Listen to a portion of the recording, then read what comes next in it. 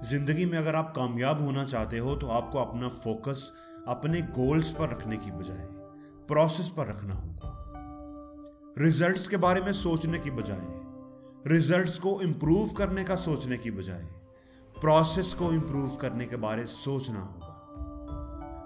देखें, गोल जो होता है ना, ये रिजल्ट्स के साथ रिलेट करता है।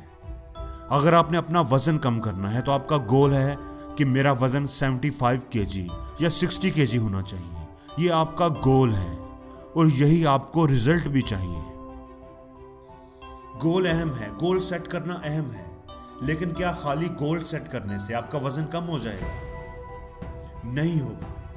आपका वजन अगर 85 kg है और आपने गोल सेट कर लिया है कि 2 महीने के बाद मेरा वजन 65 kg होना चाहिए या 75 kg होना चाहिए, तो ये एक बहुत अच्छा गोल है। आपने 10 किलो वजन कम करना है, लेकिन अच्छा गोल आपको मंजिल तक नहीं पहुंचाता। आपको सिस्टम बनाना पड़ता है, प्रोसेस बनाना पड़ता है। तो प्रोसेस क्या होगा कि आपने किस तरह की एक्सरसाइज करनी है, दिन में कितना टाइम करनी है, किस तरह की डाइट लेनी है।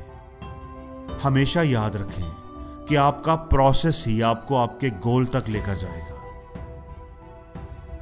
गोल्स डायरेक्शन सेट करने की हद तक तो ठीक होते हैं, लेकिन अगर आप प्रोग्रेस करना चाहते हो, जिंदगी में आगे जाना चाहते हो, कुछ करके दिखाना चाहते हो, तो सिस्टम को फॉलो करो, प्रोसेस पर काम करो। कामयाब और नाकाम लोगों को आप देखें तो अक्सर उनके गोल सेम होते हैं। हर कोई अमीर होना चाहता है, हर कोई चाहता है कि उसके पास अच्छी गाड़ी हो, बड़ा घर हो, ढेर सारा पैसा हो। हर कोई स्टूडेंट चाहता है कि उसके एग्जाम्स में अच्छे मार्क्स आएं।